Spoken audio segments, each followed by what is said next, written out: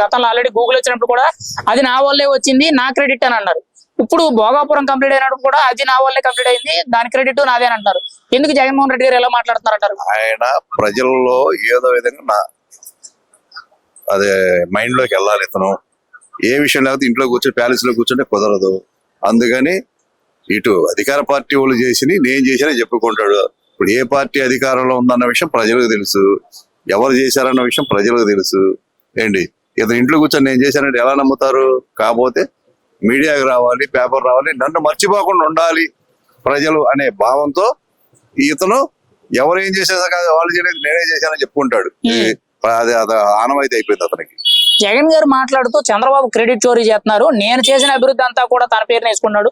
ముఖ్యంగా రోడ్లు కానీ, మెడికల్ కాలేజీలు కానీ, సుపరిపాలన కానీ, సంక్షేమాలు కానీ, అభివృద్ధులు కానీ, పోర్టులు కానీ అన్ని నేనే చేశాను, నేను చేసిన అభివృద్ధినే చంద్రబాబు పేర్లు వేసుకుని పబ్లిసిటీ చేసుకున్నాడు, క్రెడిట్ చోరీ చేస్తున్నారని మాట్లాడుతున్నారు. అది ఎంతవరకు నిజం? అసలు మోడీని పిఎం చేసిందే నేనంటాడు, చంద్రబాబుని సీఎం చేసిందే నేనంటాడు ఆయన.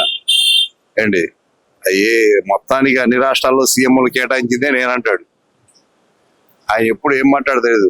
అతను అర్జెంటుగా లండన్ మందులు శుభ్రంగా కరెక్ట్గా వేసుకోవాలి, లేదా వేసుకున్నాడు పని చేయట్లేదు అనుకో మళ్ళీ చూపించుకోవాలి. పిచ్చి మందులు ఆడని పిచ్చి మాటలు మాట్లాడితే ప్రజలు ఈసారి 11ని కొట్ట చేస్తారో 0 చేస్తారో విషయం అర్థం అవుతుంది.